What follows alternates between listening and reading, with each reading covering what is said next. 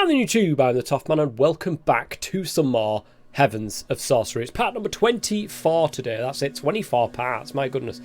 How on earth we've managed to get this far in, I have no idea, especially the way that I play packs. But welcome back guys. Today we are going to do the portal to Alfheim, as you can see in the top there. But there is one comment that I would like to address in the latest episode that's just gone out. Apparently you can get Perdito crystals as part, and I have seen this. You can get Perdito crystals and do this in the Crucible. You basically put quartz slivers in there.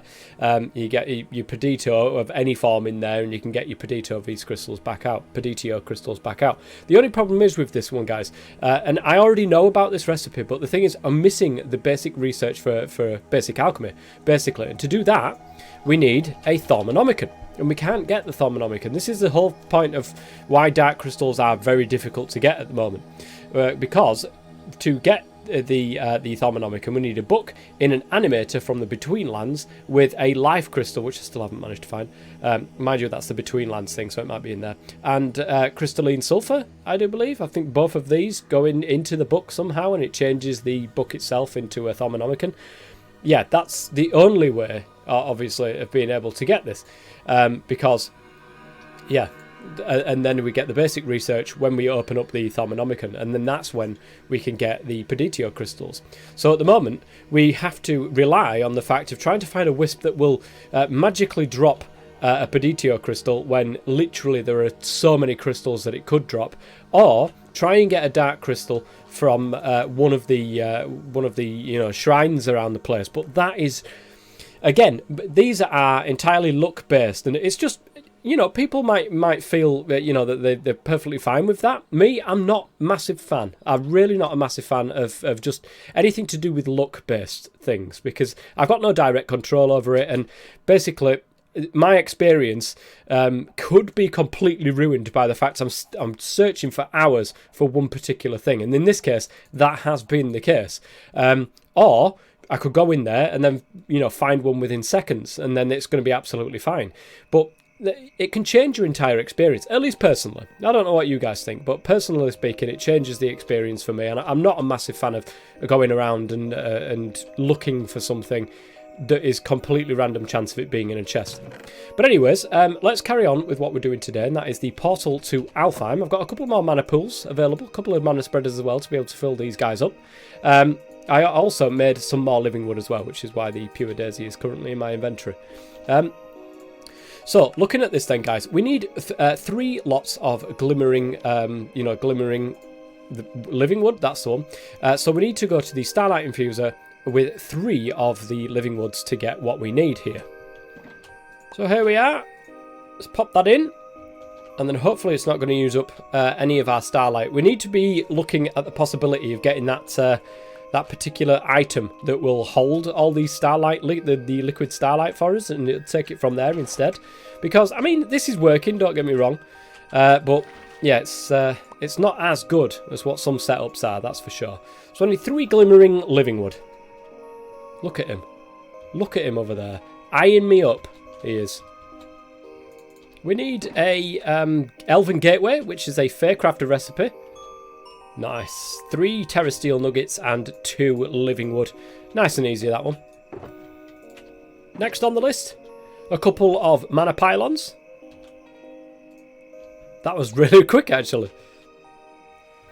Ah, yes. The rain. It reminds me of that fateful day. Oh, okay, so we're going to make this Stallicripe. Stallicripe? Is that how you pronounce it? We've got everything we need to be able to get this. So we've got the hard foggy stone. This moonstone, by the way, is dropped in the one of the things that you can see in the background. One of the dimensions in there by one of the mobs that you can kill. Because I've got a few of them, so I must have done that from there.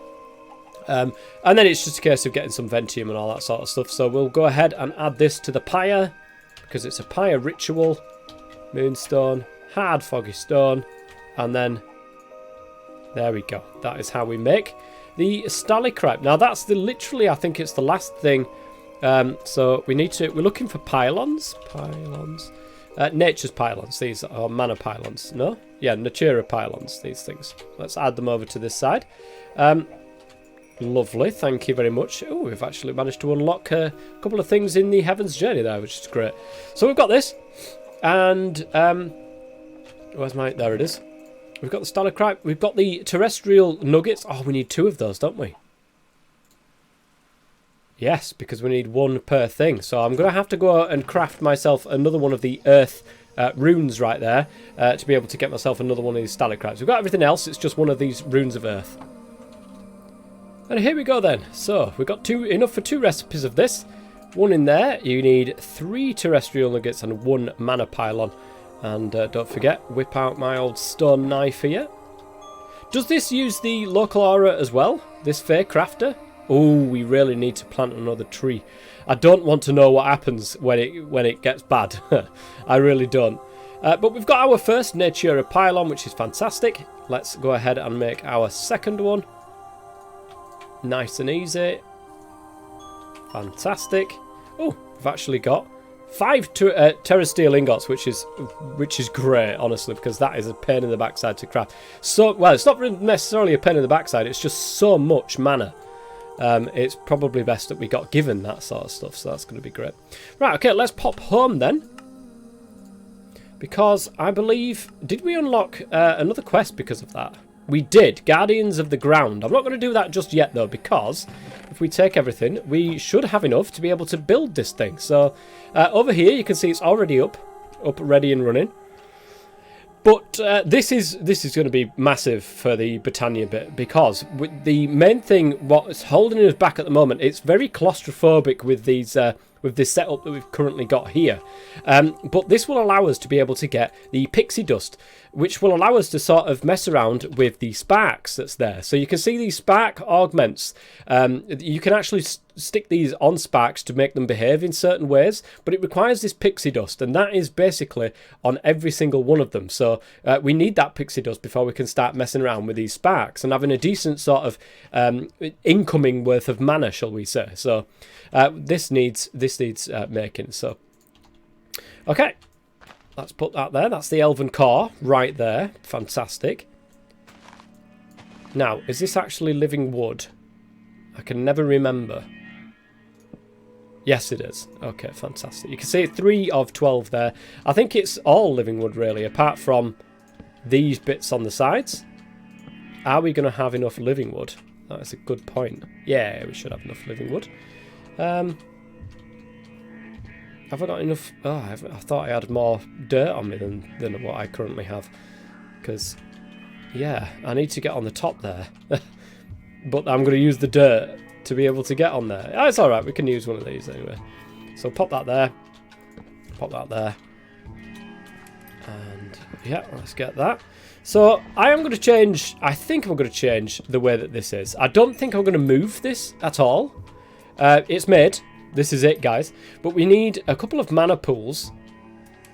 And I can't remember how far away they have to be. I think they just have to be within range, shall we say. So if I put one there, and I put one there, and we put these Natura pylons on the top of here, that will feed, hopefully, when we get to it, feed it into this. I do believe you've got to sort of do that. And you see, it won't actually keep itself open because it doesn't have mana in these mana pools in it, and this is what it requires. So I don't know, do we need to bind these? I don't think we do. I think these just need mana in it. So this is where sparks would be kind of useful, because you could have one dominant and some recessive ones, or 2 dominants and the 1 recessive. So basically you would get a mana pool here that's filled with mana with a recessive one. I think it works this way around, and I do apologise if not. With a recessive spark on the top, and then 2 dominant ones on either side, and that spark would be forced to then give the mana from this pool to the other 2 pools that are near it. I think that's a way of being able to sort of separate this out. So yes, we'll have to keep an eye on that. But for the moment, I am going to have to sort of... I think we could take this up. We can take this up anyway, because it's going to get in the way. Now we've got the sparks. In fact, where is that spark? Is it gone? Oh, it's there, look. It's in my inventory. So now we've got the spark, and we'll be able to, you know, put it a little bit further away, and it'll still do the same thing. So, right. Let's start by binding this. I don't know if it's going to... It's probably going to hit the thing. Let's see if we can bind it to there. Is it going to... It will, but the thing is, because of this. Right, let's take that off. Are you not going to... Oh, it's not. It's because that's in the way. Let me take that off. There we go. Nice. Give it a little bit of mana in here for the moment. Let this fill back up. And then do the same with this one over here. Fill the mana back up. In fact, no. What am I doing with my life? What am I doing with my life? Put that back. We've got a mana tablet floating around somewhere, haven't we? This will make life a bit easier for us. So the mana tablet. We need to take this away for the moment. And you know what? I'm going to take that spark away as well. Do I have to use this to do it? Yes, I do. That's not bad. Yeah, from the tablet into the pool, we don't want that. So we want to change that back. And put it all into the tablet itself. Whoops. I think, and don't you know, do correct me on this, but I think it holds like half a pool in that tablet. So this would be a good way actually of getting 2 halves. And there we go. That one's full. So we can now go over here. You see, I need to take this off just a second. And is it set for... Yes, out of the tablet into the pool. Nice. And we're doing the same with this one. And when that one's done, we'll come back and we'll be able to open up the portal then. It won't stay open until I've got some form of ability for these sparks as of yet. So I'm probably going to go over there, grab some mana pearls and start making some pixie dust straight away. But I think the first thing that we need to do is grab our Britannia book, because we need to shove that into here and make it into the Elven version. Alright, that's both of these mana pools half full. Let's go and slap that onto there like that. I think it's shining nicely, so maybe this is going to work, guys. You never know. Let's see if this keeps it open this time. There we go. You can see it's doing something with these little mana things. Now we need to shove the Lexica Britannia into there. Where did it go? Oh, I think I see this bug, actually. There was a bug. When I reported one of the other bugs, well, say bug, when I reported the thing about the acre petals and wanting to give more of that, I did see a bug that apparently when you make one of those Lexica Britannias, you shove it into here, and immediately it then goes back in, and then you've lost it forever. Unfortunately, that bug seems to have affected myself as well. I don't know if it's a Britannia bug or if it's... Ooh. Half of the stuff disappears. I don't know if it's a Britannia bug. I don't know if it... I don't know. I think the easiest way is to go into Game Mode C and give myself a Lexica, this version of this. Basically, that's the one that's been shoved in. Well, we can always try it again. Let's try it again, guys, and see what happens. There you go. You can see it did exactly the same thing again. So yeah, I'm just going to cheat one in and give it to myself. Don't forget, I'm also going to... I need to make the pearls themselves first. Oh, how are we doing for... we nearly run out of charcoal, guys. That means that this little guy will... Is he still bound? He is still bound, but unfortunately that one's taking the mana from everything else around it for the moment. So, okay, let's get some pixie dust. Is it part of a quest, actually? Let's look at this thing first. Guardians of the Ground. It still perplexes me how little I know about the fall. We need to try and investigate that. Fortunately, the elves of Alfheim have a simple ritual that can be used to summon an avatar of the earthen deity Gaia. Oh, nice. Hopefully, she'll have some insight into the situation. You'll need to build an arena in which to hold the audience with the avatar. Then summon it by shift-clicking a terra steel ingot onto the central beacon. Here's hoping Gaia isn't taking the lack of, well, everything too harshly. Perhaps you should arm yourself just in case. Yeah, so this is the Gaia Fight, of which we're not doing at this current moment in time. I was just seeing if that was part of the quest. So we shove these in, And yeah, you can see it now pops out some pixie dusts for us, and that will help us with our mana setup, because I'm certainly going to be having this one as like a central mana place with the recessive or dominant, whichever way around it is, I'll have to have a look at, sort of spreading out to different mana pools that are around there, so we can start filling up a lot of these mana pools. And then, of course, we need to be able to make sure that these get a solid supply. I'm going to turn this... Can we turn this off? I think we have to actually break this to turn it off, because I'm not going to use it again for a while. I know it takes more mana to sort of start it up than it does to keep it on, if that makes sense. But I'm not going to use it that often, especially when these guys are chunk loaded. So let's pop that back on there. And we'll just leave it dormant for the moment until we want something in the near future. So I'm looking at this next quest here, guys, about the Altar of Birthing. And this is where I'm going to have a quick read of the book to see how to actually do something that's attuned. It says it requires a crystal that is attuned to booties. Is that the right way of saying it? I have no idea. But it's a recipe crafted in such a way that requires this as well in the iridescent altar. So not only do we need all these ingots of the skies, which I think I only got 2 in the end, and I probably used 1 in that recipe. So it seems that we're going to have to make some more of the ingot of the skies. Sapphires and amethysts are nice and easy. Hay bale, a yellow bed in particular. Does it have to be yellow? We also need a heartbeat, which is a rare drop from harvesting beetroot, and 2 tokens of Euphoria. Now, the tokens of Euphoria aren't too bad. The tokens of joy are pretty easy enough to be able to get ourselves. Plus, that means we've got 2 of them. And to change them into a token of Euphoria, you need to basically put them in and Spirit of the Calling them to make them into to the offering gods, to make them to a token of Euphoria, basically. And then, of course, I need to figure out how this whole thing actually works when you craft to be crystal attuned. I have no idea, so I'm going to have a quick look at that.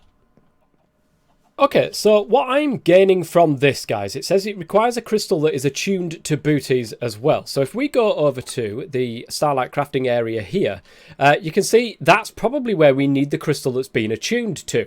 I would presume that that is the case.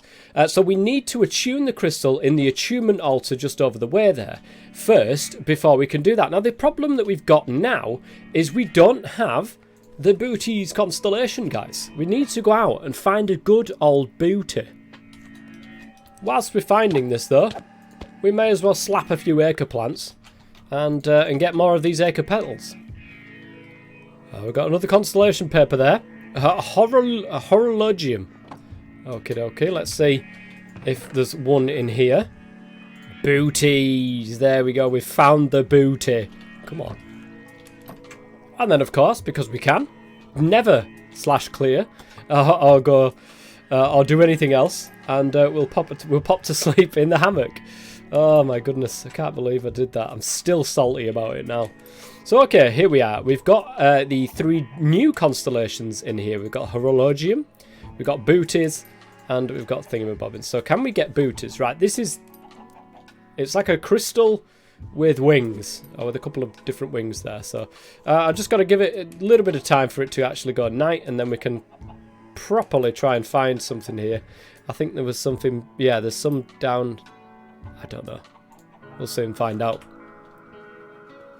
Have a nice bath.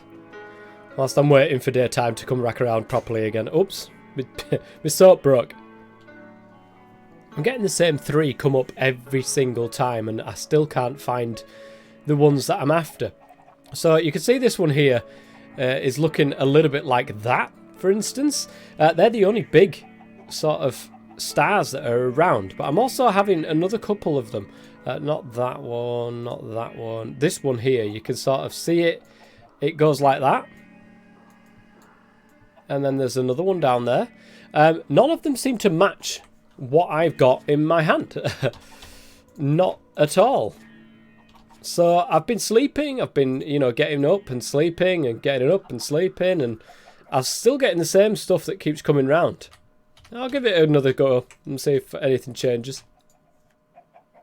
Oh, guys, I think this is the one. This is Booties. All this time I was thinking to myself, it doesn't look like Booties.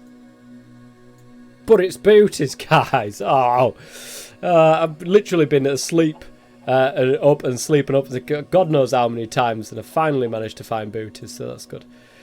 We do have 2 other ones in my inventory currently to find as well, but it doesn't look like I'm going to be able to do that at this moment in time. So if we take the Astral Tome. I completely forgot. Obviously, I deleted the one that I had, which had the other constellation papers in there. So it may be that I have to go out and try and or cheat in. Can I cheat in these constellation papers? I think we can. Yeah, so I might have to do that because of because of just purposes to be able to get this out and attune crystals to it. But whilst it's night time, we may as well grab ourselves a rock crystal. It doesn't really matter which one at this moment in time. Can I put these in here? Yes, I can. Nice. So we get the rock crystal. We're going to go into the Aether and to the attunement altar, and we're going to set it up. Somebody was saying to me in a previous episode, if we hold this in our offhand, we can see where to set it up without having to constantly, have it off and on our hand. So let's take up all the bits. Fantastic. And look at this, so much easier, guys. So much easier. Boosh, boosh, boosh, boosh. Is that it? We've done it. There we go. We'll have the crystal attuned to the booty. Hey, look at that beaut. It's an attuned rock crystal, and it's attuned to the booty. Okay, let's use this one more time. We've got 9 in there this time. Shove that on the floor. Lovely jubbly. That should now give us... Hello? Hello? Oh, they're scattered around the place. It must take a while for these things to actually appear there, but we've got 3 more ingots of the skies, and of course that will add to the 1 that we've got at home, which is right here, to add to the recipe for the Altar of Birthing. So we've got them, we need 4 sapphires and a whole load of other bits. This one's not a yellow bed, but it doesn't matter. We've got a yellow bed right here, so we can just go ahead, take the yellow bed, and swap it out for the white bed and make sure that we do that as my spawn point there. So there's the yellow bed now. It's a rare drop from harvesting beetroot. I may be here a good while. I might have to do the old trickaroo with the auto clicker to get some more bone meal. So yeah, I might be here a while, trying to get this part.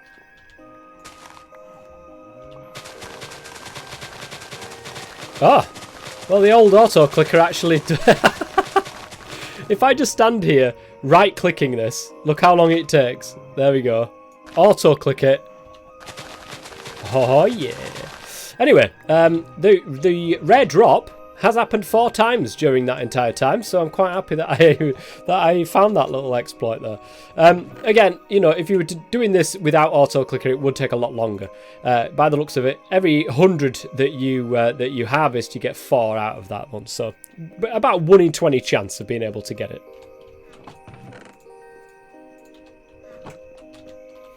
Well, guys, the Munch Dew is doing a very good job. It keeps getting full of mana, and this thing will not transport it quick enough so that this thing can start eating again. So we're going to have to upgrade, these mana spreaders, and you can do that by going for this one, the Elven mana spreader. You can't get the Gaia one yet because we have not got that far, but these Dream Woods, to get Dream Wood, you put Living Wood through the portal. To get Elementium ingots, you put a couple of the Mana Seal ingots through the portal, and then of course you've just got your normal petal there to be able to make one of these, and this allows you to be able to transport mana faster. We could also possibly put one of these lenses on just to be able to make it do it quicker.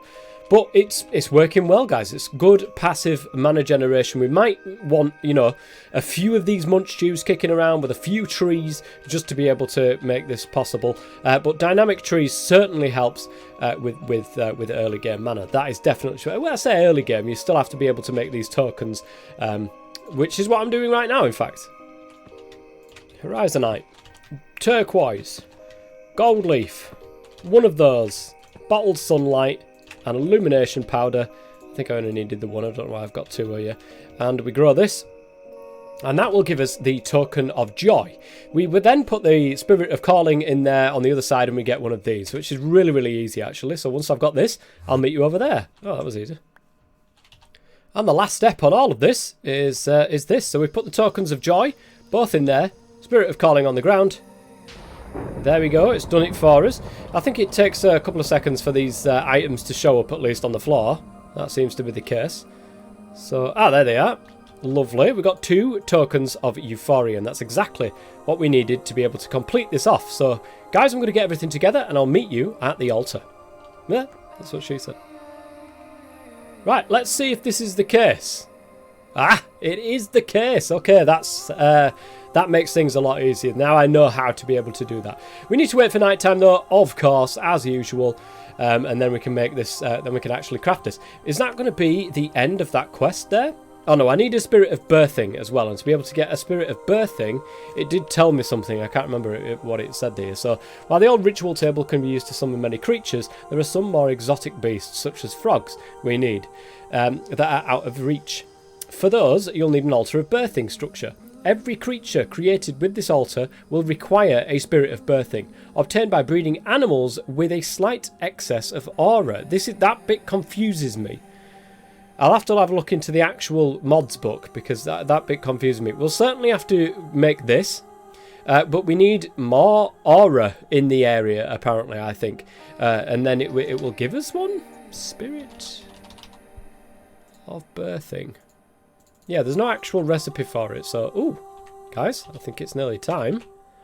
Yeah, there's no actual recipe for that thing, so I'm presuming it wants us to sort of breed animals within the area of the birthing altar, and it will give us one of those Spirit of Birthings, I think, possibly.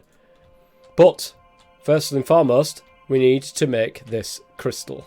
This birthing altar itself. Well, that took forever. Now, my next question is, does it use the crystal?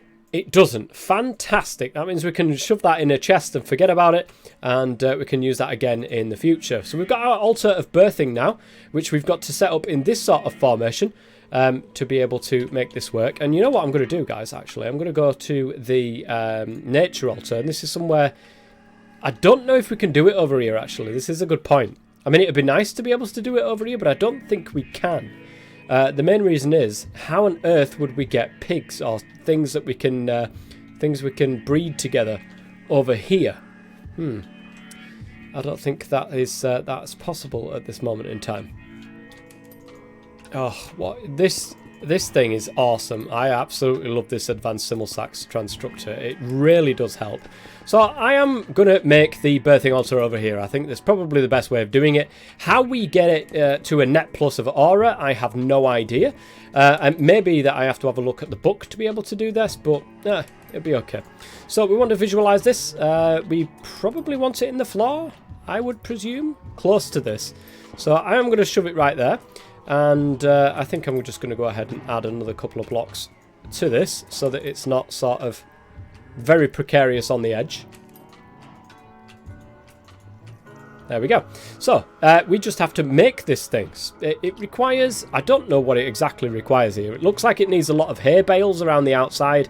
And then, yeah, I just don't know what these middle blocks are. They're like pink.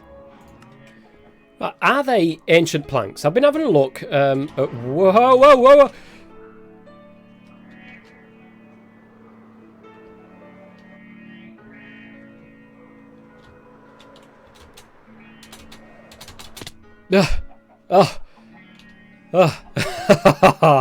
I can't believe that. How on earth has that happened with my lighter on the back there? Are these ancient planks? As I was saying, they do look very pink in nature. These are this infused brick. That's probably what this bit is in the middle here. So I need 3, 6, 9, 12 infused brick plus another 4. So I need 16 infused actual brick, which is, I presume, yeah, I need 16 infused rocks. Okay, let's get that together. Right, 16 infused brick, 4 ancient planks. Let's see if these are the actual ones. So we're at 17, we're at 18. Okay, brilliant. They are, in fact, infused infused bricks, so that is awesome. Let's pop this all in. And of course, don't forget the middle ones. Yeah, they're the ones. And one in the middle. Is it literally just these? Now? Oh yeah, it is. There is no middle block underneath there, so that's good. Now we've got the altar of birthing. It's ready. Apparently, though, we need to, according to this, for those you'll need, every creature created with this altar will require a spirit of birthing obtained by breeding animals with a slight excess of aura. I've looked in this book all over the goddamn place here, guys, and I cannot find anything about this ritual. There it is, altar of birthing. Nice. It must have just unlocked as I actually did the structure. So sometimes the creation of certain living creatures would be of use for any slightly gruesome botanist. For this, the altar of birthing can be used. It can create and spawn almost any living creature at the cost of some ingredients that are related to the very creature and a bit of aura from the environment. For it to work, it requires the right structure to be assembled, which it has, as well as the usage of a spirit of birthing as follows. All ingredients, including the spirit of birthing, are required to be thrown on the ground close to the altar of birthing, and the process will begin automatically. That's fine. The following pages outline the construction, the way to obtain the spirit of birthing, and all of the possible creatures to be spawned. Brilliant. The required spirit of birthing can be obtained easily by a person breeding two passive animals together whilst there is a slight excess of aura present in the surrounding area. For each new baby born, there is a chance of a few spirits of birthing to be created. Okay, so it's literally, Tom, the exact same thing. How do we find out what is in the aura? So there's a few things that I've noticed within this book here. And that is this: harnessing aura, creating aura, all this sort of stuff. So harnessing aura, I think, will allow you, or at least there's some tools somewhere. Aura cache environment lie, is that how you do it? When working with aura, it'd be hard to grasp just how much is in any given area or storage device. The environment lie has the powers to display this information to botanists, though. Once created, merely holding it anywhere in one's hotbar will display several pieces of information. So this will show us what aura is in the area by the looks of it, which is fine. How do we add creating aura? On creating aura. Creating aura is a practice that will quickly be required by any magical botanist making use of it. Before getting into the matter, it should be noted that there are several devices whose sole purpose is to create aura. Most of which the reader may discover later down the line, but by default, most of these devices do not have the creational strength to create aura beyond the range of the environmental eye. Once an amount of aura is close to that is reached in the area, these creational devices will behave in different ways, some shutting off completely, others continuing their behaviour without creating any aura in the process. Of course, they can be stopped manually using an aura detector or similar. Later on, this behaviour can be changed using the creational catalyst. Means absolutely nothing to me. So, Canopy Diminisher, Disentangler of Mortals, Firecracker Gaze, Herbivorous Absorber? A worldly item that surely possesses quite high natural levels of aura is known to be the flower. This can be made use of using the Herbivorous Absorber that will, when placed in the world, consume any small flower in the close vicinity and convert their energy into aura. The caveat, however, is that supplying it with one and the same flower constantly, oh my god, will cause it to lose the ability to consume that flower's aura. This means that, if one wants to get the absorber to work efficiently, they will have to supply it with different kinds of flowers after one another. For the absorber to reach maximum efficiency, about 6 or so different kinds should be needed. So this is how to make the Herbivorous Absorber. It looks easy enough, to be fair. It does look easy enough. I'm going to have a quick... You know what? No. I think that the end of the episode is going to be right there, guys. I think we've pushed it on for long enough this episode. We've got these cows that are making an absolute racket in the background. We will definitely be utilising those cows. We will definitely be utilising this. I think the altar of birthing, we don't actually need to be able to get the birthing things itself. We could have put this in the Aether along with all the rest, but alas, it's here now. So we'll leave that as it is. Guys, that is going to be it for the end of today's episode. We've made some good progress today, and next episode I will come back and I should have more of an idea about this nature's aura, and finding about the aura and how to make the spirit of birthing. That's what I'm after. But that's going to be for next time, guys. If you've enjoyed this series, please go ahead and leave a like, and I'll see you guys next time. Until then, I've been the Softman as always. Stay safe.